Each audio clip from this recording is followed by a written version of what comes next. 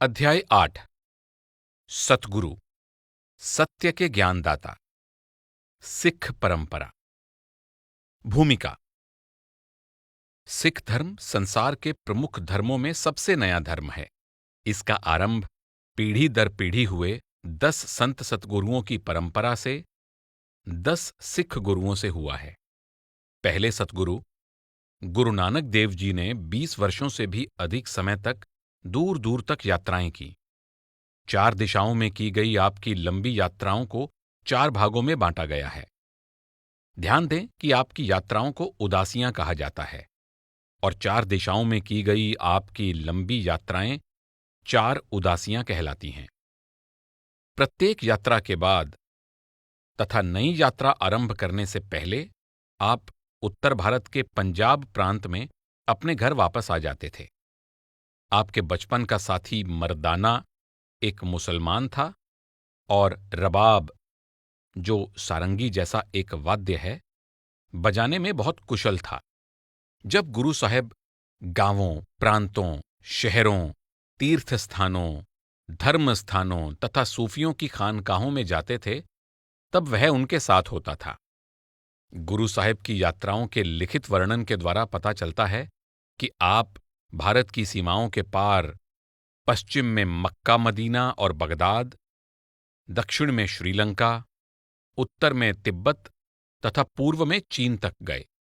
अपनी यात्राओं के दौरान गुरु साहब की मुलाकात कई पंडितों, साधुओं, योगियों, मौलवियों, काजियों और पीरों से हुई। गुरु साहब का उनसे वार्तालाप करने का उद्देश्य ज्ञान प्राप्त करना नहीं था, बल्कि परमार्थ के हर जिज्ञासु तक अपना रूहानी संदेश पहुंचाना था। आपने उस एक दिव्य सत्ता, उस एक परम सत्य, उस एक परमात्मा के बारे में उपदेश दिया, वह एक जो सबके लिए सर्वसांझा है। आपका उपदेश जाति, संप्रदाय, रंग और धर्म आदि की सीमाओं से बहुत ऊपर है। यह समस्त मानव जाति के लिए है। भिन्न भिन्न स्थानों की यात्रा करते समय आप कई ऐसे संत महात्माओं के केंद्र स्थानों पर भी गए, जिनका उपदेश आपके उपदेश से मेल खाता था, तथा आपने उनकी रचनाओं की प्रतिलिपियां इकट्ठी की। गुरु नानक देव जी और उनके उत्तराधिकारियों ने किसी विशेष परंपरागत धर्म का अनुसरण नहीं किया। वे सभी उस एक परम सत्य के संदेशवाहक थे, भले ही वह किसी भी नाम से जाना जाता हो। इस संत परंपरा के 5वें गुरु गुरु अर्जन देव जी का कथन है, ना हम हिंदू ना मुसलमान, अल्लाह राम के पिंड परान। अर्थात हम ना हिंदू हैं न मुसलमान, हमारा शरीर तथा हमारी आत्मा उसके हैं जिसको मुसलमानों का अल्लाह और हिंदुओं का राम कहा जाता है। गुरु साहिबान का उपदेश विश्वव्यापी है और हिंदू तथा मुसलमान सभी इसका समान रूप से आदर करते हैं। आपका उपदेश प्रत्येक मनुष्य के लिए है। आपके शिष्यों को सिख कहा जाता है, जिसका अर्थ है अनुयायी, शिक्षार्थी या शागिर्द। गुरु साहिबान का उपदेश उनकी बानी के रूप में है। उनकी बानी को लेखक लिख लेते थे और संभाल कर रखते थे। गुरु नानक देव जी ने इस संसार से विदा होने से पहले अपनी बानी तथा अपनी यात्राओं के दौरान इकट्ठी की गई अन्य महापुरुषों की रचनाएं अपने उत्तराधिकारी गुरु अंगद देव जी को सौंप दी। बाद के गुरु इस संग्रह में अपनी बानी जोड़ते गए। इस परंपरा के 5वें गुरु गुरु अर्जन देव जी ने अपनी और अपने पूर्वजों की भक्ति भाव से भरी संपूर्ण बानी का एक बीड़ यानी ग्रंथ के रूप में संग्रह करने का निर्णय लिया। इसको आरंभ में पोथी या पोथी साहिब कहा जाता था। बाद में इसके शीर्षक में हुए कुछ बदलाव इस प्रकार हैं: आदि ग्रंथ, श्री आदि ग्रंथ और आदि श्री गुरु ग्रंथ साहिब। आदि ग्रंथ 10 में से 6 गुरु साहिबान के उपदेश का विशाल संग्रह है, जिसे गुरबानी कहते हैं। ध्यान दें कि पहले 5 गुरु साहिबान की बानी गुरु अर्जन देव जी द्वारा संकलित आदि ग्रंथ में शामिल की गई और 9वीं पातशाही गुरु तेग बहादुर जी की बानी 10वीं पातशाह गुरु गोबिंद सिंह जी द्वारा शामिल की गई है। इसके साथ ही इसमें भिन्न भिन्न धर्मों, संस्कृतियों, व्यवसायों तथा भिन्न भिन्न स्थानों के 28 अन्य संतों और भक्तों की बानी भी शामिल की गई है। इन सभी ने परमात्मा के अद्वैत रूप, परमात्मा से मिलाप के लिए नाम या शब्द के आंतरिक मार्ग तथा आध्यात्मिक रूप से सभी लोगों के एक समान होने पर बल दिया है। गुरु अर्जन देव जी ने व्यक्तिगत रूप से सभी संत महात्माओं की बानी का गहराई से अध्ययन किया ताकि इसकी प्रामाणिकता निश्चित की जा सके। आपने सारी बानी को एक नियमित ढंग से 31 अलग अलग रागों में सुनियोजित किया और बानी को क्रमबद्ध करने के लिए एक जटिल तरीके का प्रयोग किया ताकि इनमें कोई परिवर्तन किए बिना इनको सुरक्षित रखा जा सके। अरबी फारसी में चली आ रही परंपरा के अनुसार भारतीय भाषाओं के कवियों ने भी अपनी रचनाओं की अंतिम पंक्तियों में अपनी पहचान बताने के लिए अपना तखल्लुस यानी उपनाम लिखना आरंभ कर दिया। इसी परंपरा के अनुसार गुरु नानक देव जी ने अपने तखल्लुस के रूप में नानक शब्द का प्रयोग किया। गुरु नानक देव जी के उत्तराधिकारियों ने भी अपनी रचनाओं में अपने नाम का प्रयोग करने के बजाय नानक नाम का ही प्रयोग किया है। इस अध्याय में रूहानी मार्गदर्शक के स्वरूप तथा भूमिका का वर्णन गुरु साहिबान के ही शब्दों में किया गया है। गुरु साहिबान ने समझाया कि सच्चे रूहानी मार्गदर्शक से मिलाप के बिना कोई भी सत्य की पहचान नहीं कर सकता। केवल सतगुरु ही, जो दुर्लभ और अनुपम हैं, सत्य रूप परमात्मा से जुड़े होते हैं। जो सत्य और शाश्वत है वह इस रचना से परे है जिसको हम देख और समझ सकते हैं। उस अकथनीय सत्य को समझने के लिए हमें विशेष मार्गदर्शन की आवश्यकता है। सतगुरु के उपदेश द्वारा हमारी आध्यात्मिक शक्ति जाग उठती है और हमारे चेतन मन में बदलाव आ जाता है तथा हमें स्वयं सत्य का बोध हो जाता है। सिख धर्म में रूहानी मार्गदर्शक अर्थात गुरु के स्वरूप को समझने के लिए गुरु साहिबान के ही शब्दों का प्रयोग किया गया है। सबसे पहले गुरु के स्वरूप को समझने का प्रयास किया गया है, जिनका जीवन सत्य का साकार रूप होता है। इसके बाद इस बात पर विचार किया गया है कि सत्य का बोध प्राप्त करने के लिए शिष्य के मार्ग में कौन सी रुकावट है। फिर वरदान के रूप में मिले मनुष्य जीवन के जरिए हमें सच्चा ज्ञान प्राप्त करने का जो अवसर मिला है, उसके महत्व को समझने का यत्न किया गया है। अंत में इस मार्ग को और सच्चा शिष्य बनने तथा ज्ञान प्राप्त करने की प्रक्रिया को समझने का यत्न किया गया है। गुरबानी में समझाई गई शिष्य की रूहानी यात्रा पर ही पूरा ध्यान केंद्रित किया गया है। इस यात्रा में आरंभ से अंत तक गुरु शिष्य का मार्गदर्शन करते हैं और गुरु शिष्य के आपसी संबंध द्वारा शिष्य की अवस्था बदल जाती है। शिष्य के आध्यात्मिक रूप से जागृत होने और सत्य का ज्ञान प्राप्त करने के दौरान गुरु शिष्य के अंग संग होते हैं। गुरु नानक देव जी से आरंभ हुई संत परंपरा के संत रूहानियत के शहंशाह रहे हैं। उनके ज्ञान को सिख समुदाय का नेतृत्व करने वाले खालसा के रक्षक तथा मार्गदर्शक के रूप में पवित्र समझा जाता है और आदि ग्रंथ का भी सिख परंपरा में गुरु के समान ही आदर किया जाता है, जिसको श्री गुरु ग्रंथ साहिब भी कहा जाता है। सत्य के स्वरूप का तथा परम ज्ञान और मुक्ति का मार्ग दिखाने वाले और सिखों का हर क्षेत्र में मार्गदर्शन करने वाले गुरु साहिबान का उपदेश पूरे विश्व के सिख समुदाय के लिए शाश्वत गुरु है।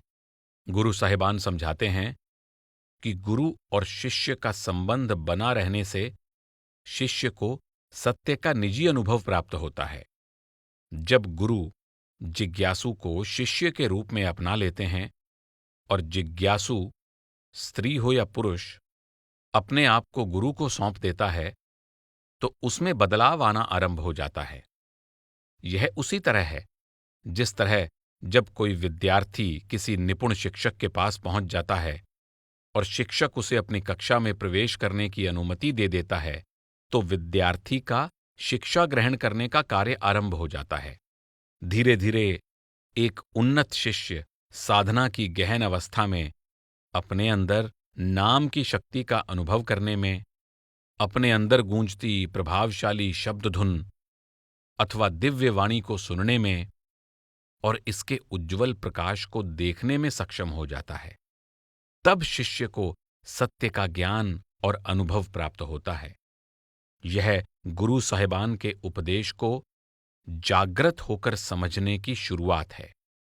गुरु साहिबान उपदेश देते हैं कि शिष्य का वास्तविक उद्देश्य उस कर्ता पुरुष का निजी अनुभव प्राप्त करना है जो संपूर्ण सृष्टि का जीवनदाता और मनुष्य जीवन का मूल स्रोत है, जो वह स्वयं परमात्मा है। निरपौ निर्वैर अकाल मूरत अजूनी सैभंग गुर प्रसाद। परमात्मा रूपी सत्य का निजी अनुभव इतना शक्तिशाली, आनंदमय और सुखद होता है कि यह सदा बेचैन रहने वाले मन से हर प्रकार के भय और अज्ञानता को दूर कर देता है।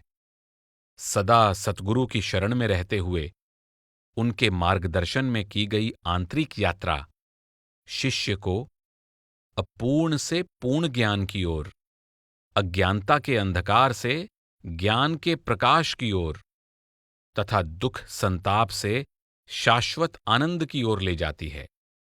गुरबानी में उपदेश दिया गया है कि परम सत्य का अनुभव केवल सतगुरु के मार्गदर्शन द्वारा ही हो सकता है। आदि ग्रंथ या सतगुरु एक मित्र, शिक्षक और मार्गदर्शक के रूप में शिष्य को बाहरी नाशवान जगत से परे आंतरिक अविनाशी सत्य का अनुभव करने का मार्ग दिखाते हैं। यही सिखों की रूहानी परंपरा का मूल आधार है। तीसरे गुरु, गुरु अमरदास जी ने गुरु साहिबान के समस्त उपदेश का सार बताते हुए गुरु की महत्वपूर्ण भूमिका की ओर संकेत किया है। सच्चै सबद सच्ची पत होई, बिन नावे मुक्ति न पावै कोई। बिन सतगुरु को नाओ न पाए, प्रभ ऐसी बनत बनाई है। सच्ची बड़ाई सच्चे शब्द द्वारा प्राप्त होती है। नाम के बिना कोई भी मुक्ति प्राप्त नहीं कर सकता। सतगुरु के बिना कोई भी नाम प्राप्त नहीं कर सकता। कुल मालिक ने स्वयं ही यह नियम या विधान बनाया है। गुरु की असीम पहुंच का, उनके वास्तविक रूप का अनुभव प्राप्त करना शिष्य की रूहानी यात्रा का मूल उद्देश्य है। आदि ग्रंथ का लगभग प्रत्येक पृष्ठ गुरु और शिष्य के आपसी संबंध के किसी न किसी पहलू को दर्शाता है। संसार के धर्म ग्रंथों में शायद ही किसी अन्य धर्म ग्रंथ में सच्चे रूहानी मार्गदर्शक के साथ संबंध जोड़ने की आवश्यकता के बारे में इतनी दृढ़ता और विस्तार से बताया गया है। शिष्य के लिए गुरु के स्वरूप और भूमिका को ध्यान में रखते हुए इस अध्याय में सिख परंपरा के ऐतिहासिक या सामाजिक पहलुओं के बजाय गुरु साहिबान के रूहानी उपदेश पर ध्यान केंद्रित किया गया है। इस अध्याय में गुरु के स्वरूप, मायामय जगत और गुरु के निर्देश तथा उनके मार्गदर्शन में की जाने वाली शिष्य की रूहानी यात्रा जैसे विषयों पर विचार किया गया है। अध्याय के अंत में यह बताया गया है कि सतगुरु से प्राप्त होने वाली कुल मालिक की दया मेहर द्वारा संसार में रहते हुए ही अलख अगम परमात्मा की पहचान की जा सकती है। सतगुरु। सतगुरु कौन हैं? उनकी क्या हस्ती है? शब्द गुरु सुरत धुन चेला। शब्द गुरु है जिस पर प्रेमपूर्वक अपनी चेतना को एकाग्र करना है, और सुरत शब्द धुन का चेला यानी शिष्य है। गुरबानी में उपदेश दिया गया है कि शब्द सच्चा गुरु है और सुरत यानी हमारी चेतना सच्चा शिष्य है। भौतिक शरीर न तो सच्चा गुरु हो सकता है और न ही सच्चा शिष्य, क्योंकि स्वाभाविक रूप से हमारा शरीर बदलता है और नष्ट हो जाता है, जबकि गुरु और शिष्य का संबंध शाश्वत है क्योंकि आत्मा परमात्मा का अंश है। आत्म में राम, राम में आत्म, चीनस गुर बिचारा। परमात्मा आत्मा में है तथा आत्मा परमात्मा में है। अपने भौतिक शरीर के कारण मनुष्य की चेतना शक्ति सीमित होती है, फिर भी मनुष्य को शरीर में रहते हुए अपनी आत्मा यानी सुरत को जागृत करने का अद्भुत सामर्थ्य प्रदान किया गया है। इसलिए गुरु से शिष्य का रूहानी संबंध मानवीय स्तर पर ही शुरू होता है।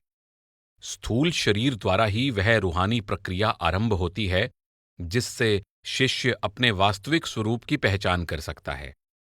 गुरु और शिष्य के संबंध द्वारा जिज्ञासु इस भौतिक जगत में एक शिष्य की रहनी अपनाकर, आंतरिक अभ्यास करके अपनी सुरत या चेतना को जागृत कर लेता है और उसे शब्द धुन से जोड़ लेता है ताकि वह सतगुरु की पहचान कर सके, जो निराकार, अनादि, सर्वव्यापी शब्द है, पवित्र नाम है, अंतर में वास करने वाला मार्गदर्शक यानी परम सत्य है। तीसरे गुरु गुरु अमरदास जी फरमाते हैं, जिन्नी सचड़ा सच सलाहया हों तिन लागो पाए, से जन सच्चे निर्मले तिन मिलया मल सब जाए। तिन मिलया मल सब जाए, सच्चे सर नाए, सच्चे सहज सुबाए। नाम निरंजन अगम अगोचर, सतगुर दिया बुझाए। अन दिन भगति करै रंग राते, नानक सच समाए। जिन्नी सचड़ा सच त्याया, हों तिन कै लागो पाए। जो सत्य रूप परमात्मा का गुणगान करते हैं, हम उनके चरणों पर शीश झुकाते हैं। वे नम्रता से परिपूर्ण, सच्चे तथा पूरी तरह निर्मल हैं। उनसे मिलने पर सारी मैल धुल जाती है। सत्य के सरोवर में स्नान करने से सच्चा सुख सहज ही प्राप्त हो जाता है। सतगुरु ने हमें कुल मालिक के निर्मल अगम अगोचर नाम का बोध करवा दिया है। जो साधक दिन रात प्रेम पूर्वक प्रभु की भक्ति करते हैं, वे सत्य रूप परमात्मा में समा जाते हैं।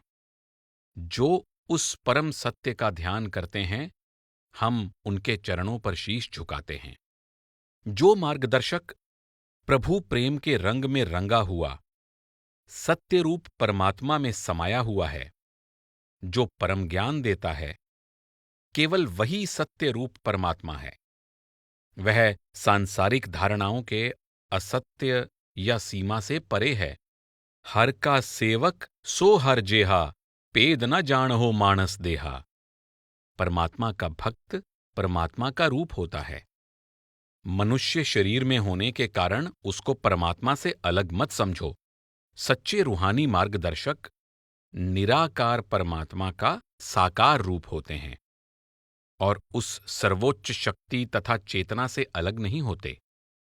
नानक साध प्रभ भेद ना पाई। मेरे भाई, परमात्मा और उसके साधु संतों में कोई भेद नहीं होता। गुरु धरती पर परम सत्य का प्रकाश होते हैं और वह धरती पर हमारे अंधकारमय जीवन में प्रकाश लेकर आते हैं। जे सो चंदा उग वह, सूरज चढ़े हजार।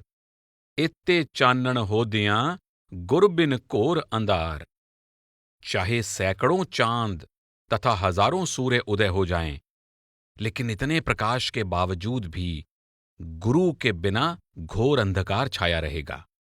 सतगुरु के अनुपम ज्ञान द्वारा जन्म सफल हो जाता है तथा मनुष्य जन्म का सर्वोच्च उद्देश्य पूरा हो जाता है। तिनका जन्म सफल है, जो चल है सतगुर पाए। जो सतगुरु की रजा में रहते हैं, उनका जीवन सफल है। जो सतगुरु शिष्य को सत्य का, शब्द और नाम का बोध कराते हैं तथा मनुष्य शरीर के अद्भुत सामर्थ्य का ज्ञान प्रदान करते हैं, उनकी जितनी भी महिमा की जाए और उनके प्रति जितनी भी कृतज्ञता प्रकट की जाए, उतनी ही कम है। गुरु अमरदास जी फरमाते हैं, जो परमात्मा रूपी परम सत्य का गुणगान करते हैं, हम उनके चरणों पर शीश झुकाते हैं। यदि गुरु के मार्गदर्शन में अहंकार या स्वार्थ का लेश मात्र भी रंग है, तो सतगुरु का उद्देश्य पूरा नहीं हो सकता। इसलिए सतगुरु केवल देते हैं, वह शिष्य से कुछ नहीं लेते। गुरु नानक देव जी अपनी संगत को उपदेश देते हैं, गुर पीर सदाए मंगण जाए, ताके मूल न लगिए पाए, काल खाए किच हथें दे, नानक राह पछाणें से। जो अपने आप को गुरु या पीर कहता है और फिर भी दुनिया से मांगता फिरता है, उसके पैरों पर कभी माथा नहीं टेकना चाहिए। जो अपनी हक हलाल की कमाई खाता है तथा अपनी कमाई दूसरों के साथ बांटता है, केवल वही सच्चे मार्ग का ज्ञाता है। गुरु साहिबान की रचनाओं में गुरु शब्द का प्रयोग अलग अलग ढंग से किया गया है। गुरबानी में गुरु के देह स्वरूप, उनकी आध्यात्मिक शक्ति और परम सत्य के रूप में उनका वर्णन गुरु के अद्भुत व्यक्तित्व को दर्शाता है। गुरु के व्यक्तित्व का प्रथम पहलू उनका भौतिक अस्तित्व और देह स्वरूप में मार्गदर्शन प्रदान करना है। दूसरे पहलू का संबंध शब्द की ताकत से है, जिसे नाम भी कहा जाता है। यह नाम, यह दिव्य सत्य हर इंसान के अंदर मौजूद है, जो अंदर से मार्गदर्शन करता है तथा इसका अनुभव केवल सतगुरु के जरिए ही होता है। तीसरे पहलू का संबंध उस अकथनीय, अगम और सर्वोच्च परमात्मा से है, जो पूरी सृष्टि का, इसके मूल स्रोत से लेकर इसके परे तक का मार्गदर्शन करता है। यह तीनों पहलू पूरी तरह से एक दूसरे के साथ जुड़े हुए हैं। गुरु अमरदास जी कहते हैं, आपे सतगुर आप शबद, जियो जुग जुग भगत प्यारे, जुग जुग भगत प्यारे, हर आप सवारे, आपे भगति लाए। वह परमात्मा स्वयं ही सतगुरु है, स्वयं ही शब्द है। वह प्रत्येक युग में अपने भक्तों से प्रेम करता है। कुल मालिक स्वयं ही उनका जीवन संवारता है और स्वयं ही उनको अपनी भक्ति में लगाता है। गुरु नानक देव जी और उनके उत्तराधिकारी देह स्वरूप में सच्चे गुरु का साक्षात उदाहरण हैं। अपने अहंकार भरे दृष्टिकोण की कमजोरियों और अज्ञानता के कारण इंसान गुरु के बिना बहुत असहाय होते हैं।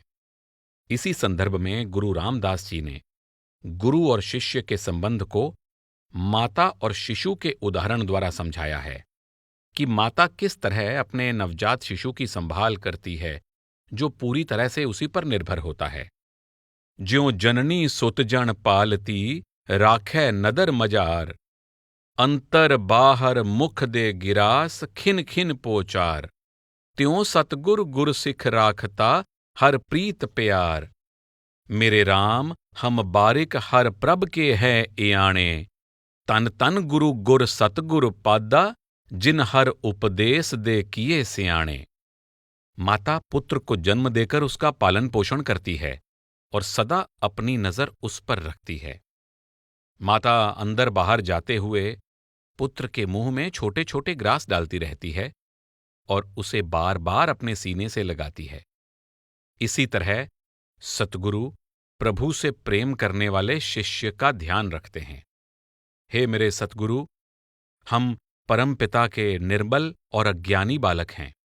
धन्य हैं हमारे महान सतगुरु और महान ज्ञानदाता, जिन्होंने हमें प्रभु का उपदेश देकर ज्ञानी बना दिया है। गुरबानी का उपदेश है कि जो शिष्य आध्यात्मिक ज्ञान को बढ़ाना चाहता है, उसके लिए गुरु का प्रेम, उनकी देखरेख तथा मार्गदर्शन बहुत आवश्यक है। शिष्य का सच्चा विकास गुरु की शरण लेने से ही संभव है। तब गुरु एक माता की तरह उसको खतरों से, झूठी मोह ममता और संसार के भ्रमों से बचाते हैं। सतगुर सिख का हलत पलत सवारै, नानक सतगुर सिख को जीय नाल समारै। सतगुरु लोक और परलोक दोनों में शिष्य की रक्षा करते हैं। वह प्रेमपूर्वक उसकी संभाल करते हैं।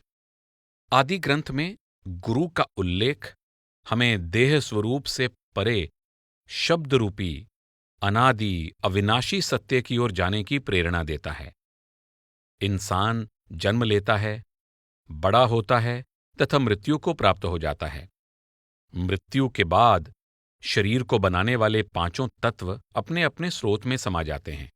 गुरु नानक देव जी के वचन हमें मनुष्य के स्तर से परे शब्द धुन रूपी अलौकिक आंतरिक परम सत्य की ओर जाने का मार्ग दिखाते हैं, जिसका अनुभव अंतर में शिष्य की आत्मा करती है। शब्द गुरु सुरत तुन चेला। शब्द गुरु है जिस पर मैं प्रेम पूर्वक अपनी चेतना को स्थिर करता हूं। मैं शब्द की दिव्य ध्वनि का शिष्य हूं। यह रूहानी मार्गदर्शक से संबंधित धारणा का दूसरा पहलू है, जो सतगुरु को समझने की कुंजी है। शब्द वह जीवन देने वाली आध्यात्मिक शक्ति है जो अनादिकाल से संपूर्ण सृष्टि की उत्पत्ति, विनाश तथा पुनर्सृजन करती आ रही है। गुरु नानक देव जी ने अपनी व्याख्या में शब्द की संगीतमय धुन का उल्लेख किया है, जिसका अनुभव जागृत या चेतन जीवात्मा करती है। गुरु नानक देव जी कहते हैं कि आत्मा का निर्मल ध्यान, आत्मा की चेतन शक्ति ही सच्चा शिष्य या चेला है, जो दिव्य संगीतमय शब्द को सुनता है। गुरबानी में शब्द की परम शक्ति का उल्लेख कई लफ्जों द्वारा किया गया है। इस शक्ति के लिए नाम, धुन, हुक्म, बानी, हरि कीर्तन शब्द आदि लफ्जों का प्रयोग किया गया है। ये सभी लफ्ज शब्द रूपी शक्ति के लिए प्रयोग किए गए हैं। गुरु अमरदास जी फरमाते हैं, तेरा शब्द तू है हहे आपे परम कहाही। हे प्रभु, शब्द में ही तेरा सार समाया हुआ है। इसमें किसी भी प्रकार का संदेह कैसे हो सकता है? शब्द ही गुरु है। शब्द और नाम का अनुभव केवल सतगुरु से संबंध जोड़कर प्राप्त होता है। इसके सिवाय कोई दूसरा साधन नहीं है। शब्द और नाम की आराधना, नाम का अभ्यास, सतगुरु द्वारा बताई युक्ति के अनुसार शब्द गुरु से जुड़ना ही सबसे सच्चा तथा सबसे निर्मल धर्म है। गुरु अर्जन देव जी कहते हैं, सर्ब तरम में श्रेष्ठ तरम, हर को नाम जप निर्मल करम। परमात्मा के नाम का अभ्यास करना ही श्रेष्ठ धर्म है तथा यही सबसे निर्मल कर्म है। गुरु शब्द से जुड़ी तीसरी सर्वोच्च धारणा स्वयं परमात्मा रूपी परम सत्य है। वह एक कुल मालिक परमात्मा, जो अगम है, अकथ है, फिर भी सबके अंतर में है, सर्वशक्तिमान और सर्वव्यापक है। गुरु साहिबान के उपदेश में उसे अनेक नामों से पुकारा गया है। गुरु अमरदास जी कहते हैं, सदा हजूर दूर न जान हो, गुर शब्दी हर अंतर पछाण हो। हरि को कभी दूर न समझो, वह सदा हमारे साथ है। सतगुरु के वचन द्वारा अपने अंदर उसका दर्शन कर लो। हम उस परम सत्य को कुल मालिक, राम, प्रभु, परमात्मा या हरि कह सकते हैं, अथवा उसके गुणों के आधार पर उसे दयाल या अनामी भी कह सकते हैं। गुरु साहिबान ने उसके लिए ऐसे अनेक नामों का प्रयोग किया है, जिनसे उनके समय के लोग भली भांति परिचित थे, परंतु इससे कोई फर्क नहीं पड़ता। उस परम सत्य की गहनता, स्वरूप और स्तर सभी धारणाओं, विचारों और शब्दों से परे है। यद्यपि प्रत्येक जीव के अंदर उसका वास है, फिर भी उस एक की वास्तविकता मन, बुद्धि और चिन्हों से परे है। वह परम सत्य अबोध्य है तथा वर्णन से परे। वह इस सृष्टि का अनंत शक्ति स्रोत है। उसकी पहचान अपने अंदर उस दिव्य शब्द या नाम के अनुभव द्वारा होती है। परम सत्य के रूप में यह दिव्य अद्वैत स्वरूप स्वयं जीवन शक्ति है और यही पूर्ण गुरु तथा मार्गदर्शक है। निर्मल शक्ति के परिवर्तन रहित स्रोत के रूप में यह सभी आकारों को जीवन प्रदान करता है। इसकी सकारात्मक शक्ति अनादि है, जो आगे आने वाली रचना से पहले ही मौजूद थी। एक को सतनाम कर्तापुरख, निरपौ, निर्वैर, अकाल मूरत, अजूनी, सैभं, गुर प्रसाद। वह परम सत्य एक है, उसका नाम सत्य है। वह सृष्टि का कर्ता है, वह अंतर्निहित सत्य है, निर्भय है, निर्वैर है, उसका स्वरूप अनादि है। वह अयोनि अर्थात जन्म मरण से परे है। वह अपने आप से यानी स्वयंभू है। उसका बोध सतगुरु की दया मेहर से होता है।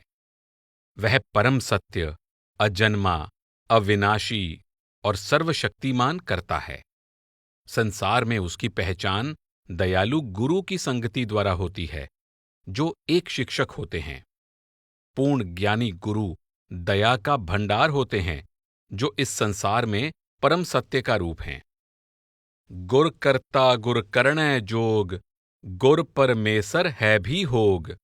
कहो नानक प्रभ इह जनाई, बिन गुर मुक्ति न पाइये पाई। गुरु सर्वशक्तिमान कर्ता का ही रूप है। निराकार का साकार रूप गुरु आज भी सत्य है और सदा सत्य रहेगा।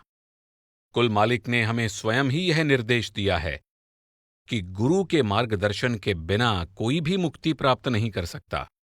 इस प्रकार गुरबानी में जहां भी गुरु का उल्लेख किया गया है, वहां उसके अनेक अर्थ हो सकते हैं।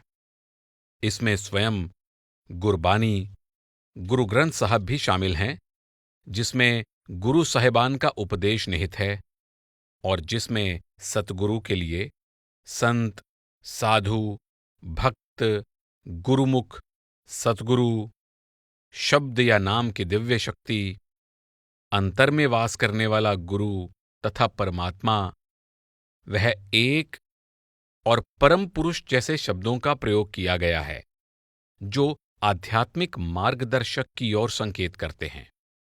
ये सभी सत्य के खोजी शिष्य का मार्गदर्शन करते हैं। सच्चे मार्गदर्शक को किस रूप में देखा जाता है, इसमें अंतर हो सकता है। हमारे लिए तो इस तथ्य को समझना आवश्यक है कि सत्य के अलग अलग दिखाई देने वाले रूपों को एक दूसरे से अलग करके देखने के लिए कोई स्पष्ट रेखाएं नहीं खींची गई हैं। वह सत्य जो सब में समाया हुआ है और संपूर्ण रचना में जिसका वास है। गुरु रामदास जी समझाते हैं कि यह उसी प्रकार है जिस प्रकार पानी में पानी मिल जाता है। आपे सतगुर आप हर आपे मेल मिलाए, आप दया कर मेल सी गुर सतगुरु पीछे पाए। सब जग जीवन जग आप है, नानक जल जलह समाए। वह स्वयं ही सतगुरु है, स्वयं ही परमात्मा है, स्वयं ही अपने से मिलाने वाला है। जब हम गुरु के, सतगुरु के उपदेश पर चलते हैं, तो वह दया करके स्वयं ही हमें अपने साथ मिला लेता है, जैसे पानी में पानी समा जाता है। वह स्वयं ही सारे जगत के जीवन का आधार है। शिष्य यदि परमात्मा की पहचान करना चाहता है, तो उसे सतगुरु का सच्चा शिष्य बनना होगा। इसका अर्थ शिष्य को स्वयं सत्य को पहचानना और अनुभव करना होगा। इसके अतिरिक्त कोई दूसरा मार्ग नहीं है। बिन सतगुरु किने न पायो, बिन सतगुरु किने न पाया। सतगुरु के बिना कोई भी कुल मालिक से मिलाप नहीं कर पाया। सतगुरु के बिना कोई भी कुल मालिक से मिलाप नहीं कर सकता।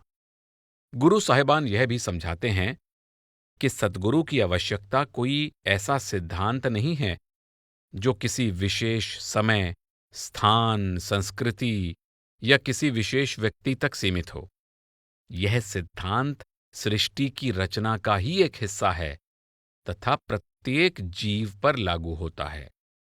गुरु नानक देव जी कहते हैं, सतगुर बोहिथ आद जुगादि, राम नाम निस्तारा है। अनादिकाल से सभी युगों में सतगुरु ही वह जहाज हैं जो परमात्मा के नाम द्वारा जीवों का उद्धार करते आए हैं। गुरु साहिबान फरमाते हैं कि यह नियम प्रत्येक जीव पर लागू होता है। कोई भी सतगुरु रूपी जहाज या नौका के बिना भव सागर से सुरक्षित पार नहीं जा सकता। गुरु ग्रंथ साहब में जिस शब्द और नाम को मुक्ति देने वाला सत्य कहा गया है, वह समय और स्थान से परे है।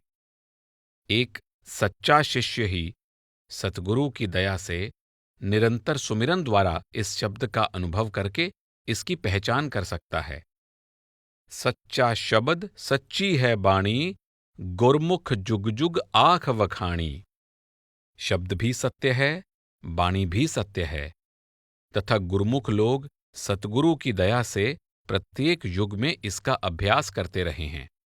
गुरु अर्जन देव जी समझाते हैं कि कोई भी सतगुरु से ऊंचा नहीं है। यहां तक कि इस संपूर्ण सृष्टि में कर्मों का लेखा जोखा करने वाली और परमात्मा द्वारा जो भी प्रकट हुआ है उस पर नियंत्रण करने वाली शक्ति धर्मराज भी सतगुरु का सेवक है। ध्यान दें कि धर्मराज संपूर्ण त्रिलोकी, जिसमें कर्म और फल का नियम प्रधान है, का हाकिम है। गुरु की पहुंच संपूर्ण सृष्टि में है। गुरु का स्थान कर्मों से और इस समस्त नाशवान त्रिलोकी से ऊपर है, जिसमें कर्म का विधान कार्यशील है। साधु कै संग सो तन पावै, जिस तन ते सबको वरसावै। साध संग धर्म राय करे सेवा, साध कै संग सोबा सुर देवा। साध कै संग श्रब थान गम, नानक साध कै संग सफल जन्म।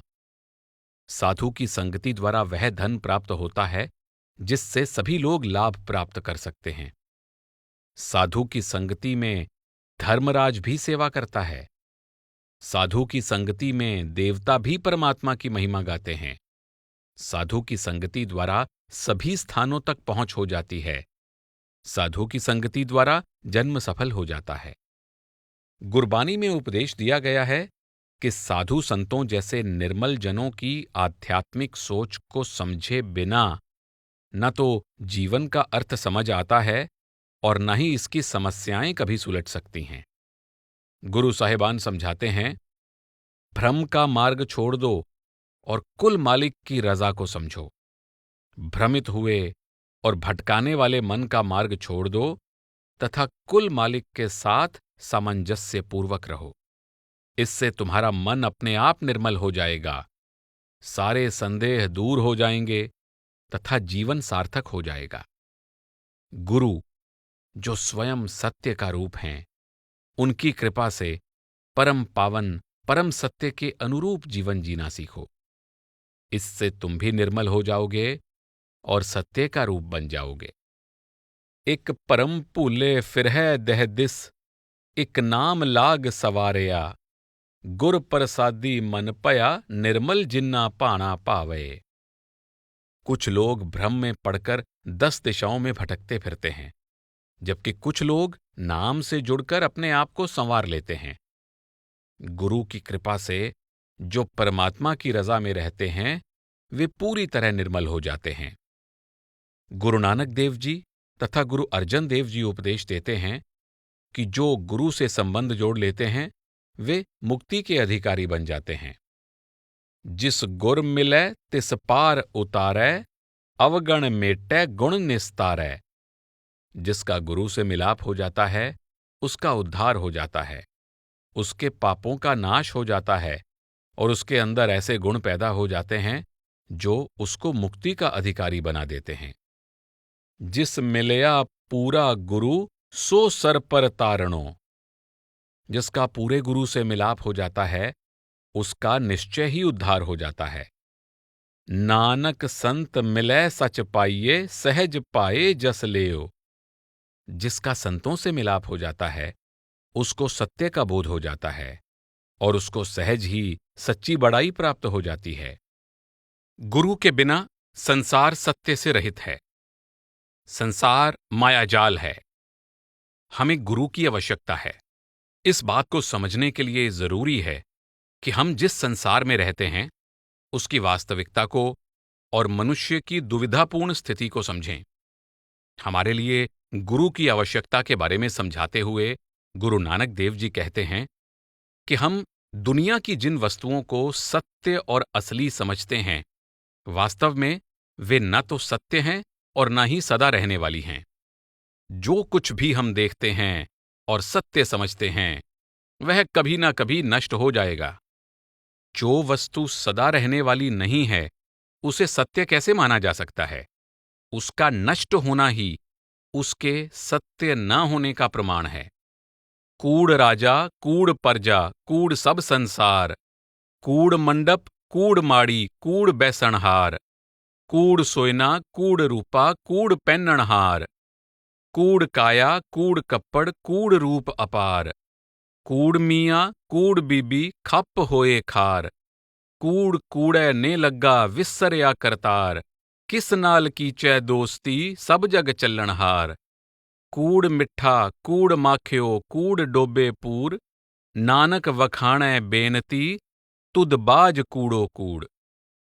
राजा, प्रजा और संपूर्ण संसार कूड़ यानी मिथ्या है। महल, शानदार भवन, गगनचुंबी इमारतें और उनमें रहने वाले सभी जीव मिथ्या हैं। सोना, चांदी तथा इनसे बने गहने पहनने वाले भी मिथ्या हैं। शरीर, वस्त्र तथा अपार सुंदरता सब मिथ्या है। पति या पत्नी भी मिथ्या हैं। वे जूझते रहते हैं और दुखी हो जाते हैं। दुनिया के नाशवान लोग दुनिया की नाशवान शक्लों और पदार्थों से प्रेम करते हैं और प्रभु को भूले रहते हैं।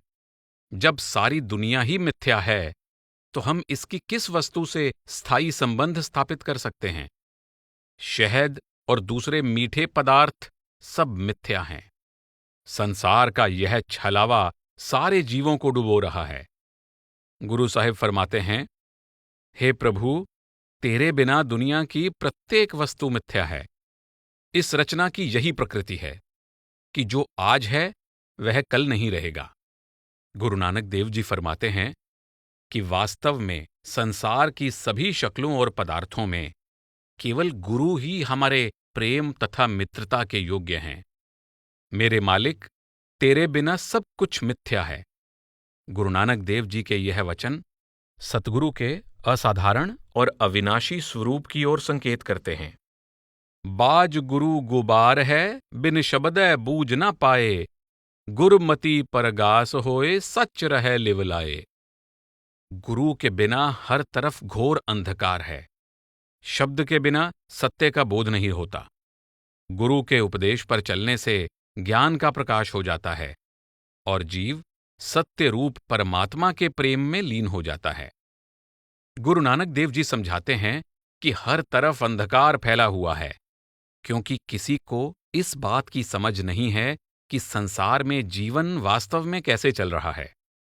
आप फरमाते हैं कि सतगुरु के बिना यह संसार अंधकार से भरा है। इस संसार में केवल दुख, भ्रम और अभाव ही हैं। गुरु अर्जन देव जी समझाते हैं, जेहा बीजै सो लुणै, कर्मा संदड़ा खेत। कर्मों का खेत ही ऐसा है कि इसमें जैसा बीज बोया जाता है, वैसा ही फल प्राप्त होता है। जीवन कर्मों के कानून, कार्य तथा कारण के नियम से चलता है, जिसके अनुसार जीव जो बोता है वही काटता है। हम नहीं जानते कि कर्म सिद्धांत किस प्रकार कार्य करता है, इसलिए हम समझ नहीं पाते कि जीवन में जो कुछ हो रहा है क्यों हो रहा है। जीवन हमें बार बार सुख से दुख की ओर तथा दुख से सुख की ओर ले जाता है और हम निरंतर जन्म मरण के चक्र में पड़े रहते हैं। जन्म जन्म की इस मन को मल लागी, काला होया स्या, खनली धोती उजली ना होवई, जे सो धोवण पा। मन पर अनंत जन्मों के कर्मों की मैल चढ़ी हुई है और यह मैल से पूरी तरह काला हो चुका है। तेल से सने मैले कपड़े को चाहे 100 बार धो लें, वह साफ नहीं होता। मनुष्य जन्म में हमारे पूर्व जन्मों के कर्मों का प्रभाव हमारे चरित्र की जन्मजात प्रवृत्तियों के रूप में, हमारे अहंकारपूर्ण स्वभाव के रूप में प्रकट होता है।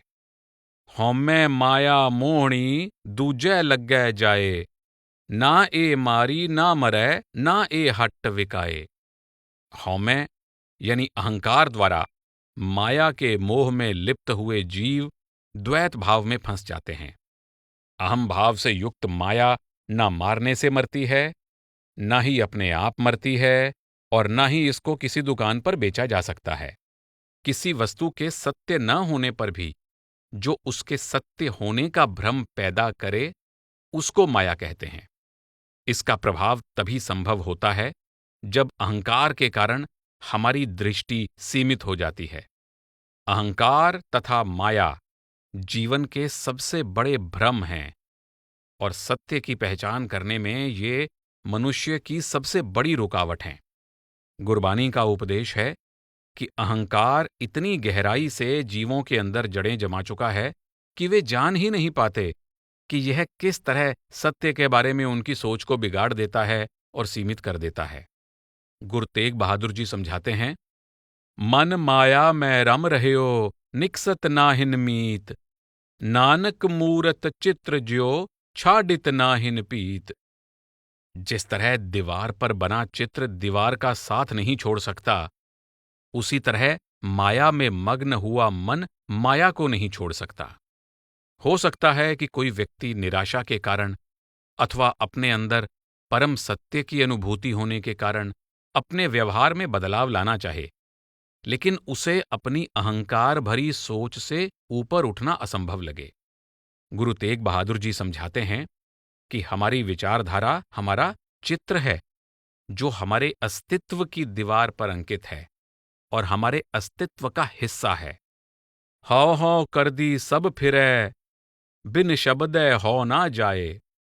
हर कोई मैं का राग अलापता है, परंतु शब्द के बिना हौमै यानी अहंकार से छुटकारा नहीं मिलता। अहंकार ने आत्मा के साम्राज्य पर आक्रमण कर दिया है। जब तक उचित सहायता नहीं मिलती, उस साम्राज्य के असली हकदार को उसका राज्य वापस नहीं मिल सकता। शाश्वत परम सत्य की जगह क्षणभंगुर और नाशवान माया राज कर रही है। आत्मा से उसकी शक्ति छीन ली गई है। आत्मा को अपने महान स्रोत का बोध नहीं है, इसने मन के साथ समझौता कर लिया है। गुरु अमरदास जी फरमाते हैं, हौमै नावें नाल विरोध है, दुई न वस्सै इक ठाए। अहंकार की नाम से दुश्मनी है, ये दोनों एक स्थान पर इकट्ठे नहीं रह सकते। जब अहंकार आत्मा से उसका राज्य छीन लेता है, तब इससे अहंकार को बढ़ावा देने वाले विकार तथा दुर्बलताएं पैदा हो जाती हैं, जो जीव को माया की भूल भुलैया में बुरी तरह फंसा देती हैं। जीवन के नियमों से अनजान मन सुख की तलाश में इंद्रियों की ओर मुड़ जाता है, और इंद्रियां उसकी अगुवा बन जाती हैं। काम, क्रोध, लोभ, मोह, अहंकार रूपी 5 वैरियों के अधीन होकर किए गए कर्म मनुष्य पर हावी हो जाते हैं। पंचदूत चितवै विकारा, माया मोह का ए पसारा। 5 वैरी सदा बुराई के बारे में ही सोचते हैं। यह संसार केवल मोह माया का पसारा है। ए शरीर माया का पुतला, विच हौमै दुष्टि पाई। यह शरीर माया की कठपुतली है, इसके अंदर दुष्ट अहंकार का वास है। कर्मों के नियमानुसार प्रत्येक जन्म में निर्धारित किए गए कुछ विशेष कर्मों का हिसाब किताब देने के लिए आत्मा मजबूर हो जाती है। कर्मों के कानून से बंधा मन स्वयं अपने किए हुए कर्मों के जाल में फंस जाता है। यह अवस्था किस तरह बदल सकती है? जब तक कोई सहायता नहीं मिलती, मन के अधीन हुआ इंसान मजबूर और लाचार है। प्रारब्ध के अधीन होकर वह जाल में फंसा हुआ महसूस करता है और कष्ट भोगता हुआ सहायता के लिए पुकारता है। दुखी जीवात्मा की पुकार। शरीर से बंधी जीवात्मा पुकार करती है और कुल मालिक की शरण में सुरक्षित रहना चाहती है। किरत कर्म के विछुड़े, कर कृपा में लोहो राम। 4 कुंट दह 10 प्रमेय, थक आए प्रभ की साम। हे प्रभु, हम अपने किए हुए कर्मों के कारण तुमसे बिछुड़े हुए हैं। तुम कृपा करके हमें अपने साथ मिला लो। हम धरती के 4 कोनों तथा 10 दिशाओं में भटकते हुए थक गए हैं। हे प्रभु, हम तुम्हारी शरण में आ गए हैं। गुरु अर्जन देव जी समझाते हैं, अनिक जन्म बहु जोनी प्रमेया, बहुर बहुर दुख पाया, तुमरी कृपा ते मानुख दे पाई, है दे दरस हर राया। हे कुल मालिक, मैं अनंत जन्म लेता रहा और अनेक योनियों में बार बार दुख और मुसीबतें भोगता रहा। आपकी कृपा से अब मुझे मनुष्य शरीर मिला है। कृपा करके मुझे अपने दर्शन का सौभाग्य प्रदान करो। यह पहला अत्यंत महत्वपूर्ण पहलू गुरु साहिबान के उपदेश की कुंजी है कि मनुष्य के अंदर यह अद्भुत सामर्थ्य है कि वह सचेत होकर स्वयं परमात्मा से मिलाप की इच्छा कर सकता है। हे कुल मालिक, कृपा करके मुझे अपने दर्शन का सौभाग्य प्रदान करो। गुरु साहिबान हमें निर्देश देते हैं कि हमें परमात्मा की अपार दया मेहर से प्राप्त हुए मनुष्य जन्म के दुर्लभ अवसर के प्रति सचेत होना चाहिए तथा जिसके लिए यह अवसर दिया गया है उस उद्देश्य की पूर्ति के लिए इसका उपयोग करना चाहिए। परमात्मा ने केवल मनुष्य को ही विवेक की शक्ति दी है और परम सत्य को जानने का सामर्थ्य प्रदान किया है। जो सुख को चाहे सदा, सरन राम की लेह, कहो नानक सुन रे मना, दुर्लभ मानुख देह। यदि सच्चा शाश्वत सुख प्राप्त करना चाहते हो तो परमात्मा की शरण लो। हे मन, समझ लो कि मनुष्य जन्म बहुत दुर्लभ है। गुरु तेग बहादुर जी मन को संबोधित करते हुए समझाते हैं कि मनुष्य जन्म आसानी से नहीं मिलता है। यही एकमात्र जन्म है जिसमें सत्य की पहचान हो सकती है तथा शाश्वत शांति और परिपूर्णता प्राप्त की जा सकती है। मनुष्य जन्म का सदुपयोग करने से मुक्ति प्राप्त हो सकती है और यही मनुष्य जन्म का वास्तविक उद्देश्य है। गुरु साहिबान ने मनुष्य के अंदर भले बुरे और सही गलत की पहचान करने की शक्ति को विवेक कहा है। जो मनुष्य सत्य की पहचान करना चाहता है वह विवेक की शक्ति के द्वारा अंतर्बोध प्राप्त कर सकता है और स्वयं परम सत्य का अनुभव कर सकता है।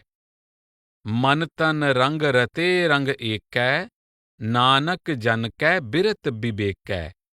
भक्तों का तन मन केवल प्रभु के ही प्रेम के रंग में रंगा होता है। उनके मन में ज्ञान और विवेक जागृत हो जाता है।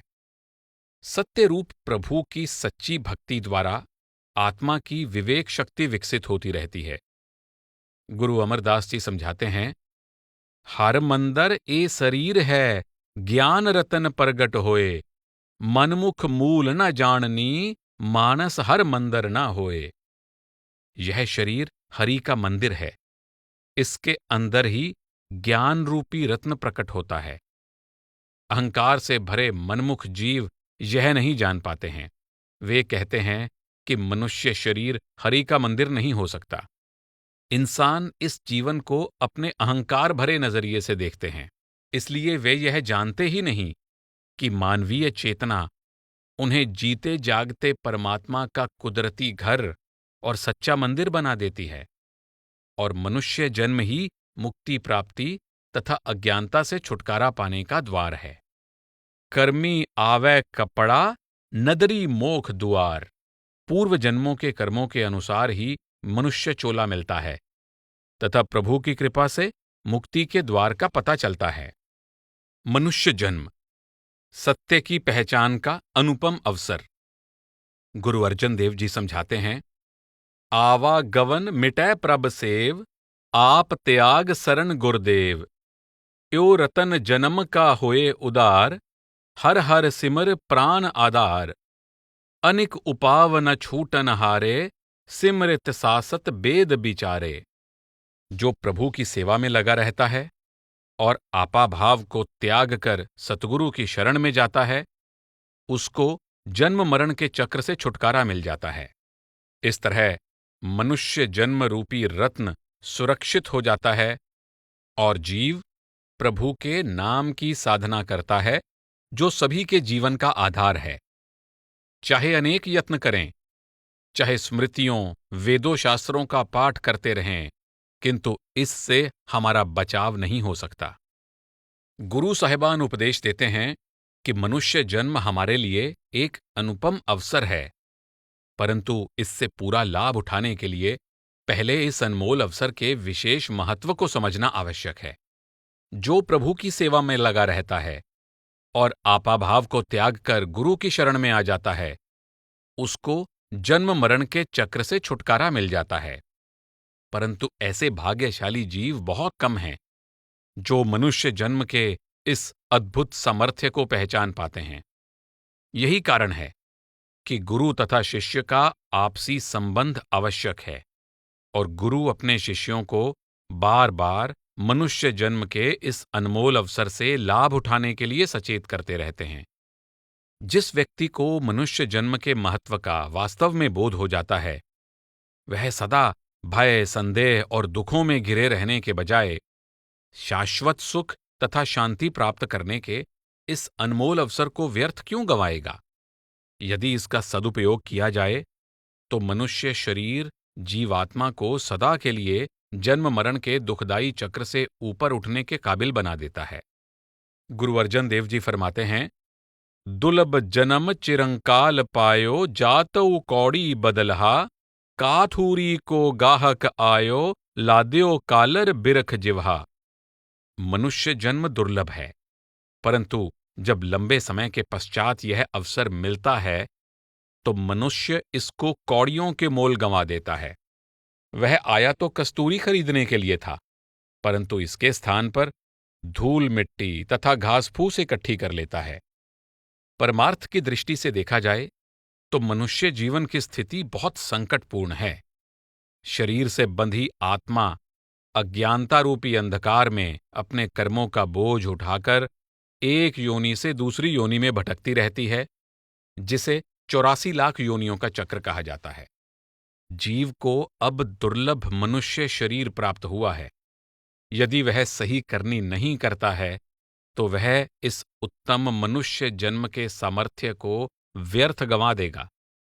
कई जन्म पय कीट पतंगा, कई जन्म गजमीन कुरंगा, कई जन्म पंखी सरप होयो, कई जन्म हैवर बृख जोयो, मिल जगदीश मिलन की बरिया, चिरंकाल ए दे संजरिया। तुम कई जन्म कीड़े और पतंगे बनते रहे, कई जन्म हाथी, मछली तथा हिरण के रूप में रहे, अनेक जन्मों में तुम पक्षी और सांप बने, अनेक जन्म घोड़ों बैलों के रूप में रहे। बहुत लंबे समय के बाद तुम्हें मनुष्य शरीर प्राप्त हुआ है। अब कुल मालिक से मिलाप कर लो। प्रभु से मिलाप करने का यही अवसर है। जागृत होकर परमात्मा से मिलाप करने का सामर्थ्य केवल मनुष्य देह को ही प्रदान किया गया है। गुरु अर्जन देव जी हमें सावधान करते हैं कि यदि हम इस दुर्लभ अवसर का लाभ नहीं उठाएंगे तो हम सीढ़ी के सबसे ऊपर के डंडे से फिसलकर वापस आवागमन के कभी न समाप्त होने वाले दुखदायी चक्र में पड़ जाएंगे।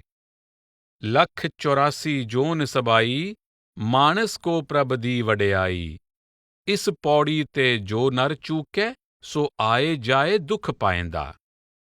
प्रभु ने 84 लाख योनियों में से केवल मनुष्य को ही यह गौरव प्रदान किया है। जो मनुष्य इस अवसर से लाभ नहीं उठाता, वह आवागमन के दुखदायी चक्र से बंधा रहता है। गुरु तेग बहादुर जी फरमाते हैं, चेतना है तो चेत लै निस दिन में प्राणी, छिन छिन औद बिहात है फूटे कट ज्यो पानी। हे मनुष्य, यदि तुम सचेत होना चाहते हो तो दिन रात प्रभु को याद रखो। जिस तरह टूटे हुए घड़े में से पानी बहता रहता है, जीवन की अवधि भी उसी तरह पल पल घटती जा रही है। गुरु साहिबान कहते हैं कि जब तक जीवन है, इससे पूरा लाभ उठा लो।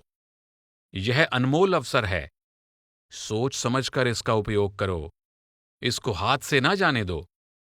गुरु अर्जन देव जी बहुत स्पष्ट हिदायत देते हैं, ईहा खाट चलो हर लाहा, आगे बसन सुहेला, औद कटै दिनस रैणारे, मन गुर मिल काज सवारे। इस जीवन में प्रभु की भक्ति का लाभ उठा लो, इससे परलोक में सुख की प्राप्ति होगी। जीवन की अवधि दिन रात घटती जा रही है। हे मन, गुरु के मार्गदर्शन द्वारा जीवन का उद्देश्य पूरा कर ले। गुरु अर्जन देव जी कहते हैं कि सतगुरु की खोज करो, योग्य मार्गदर्शक की खोज करो। यह कार्य तुम्हें अवश्य करना चाहिए।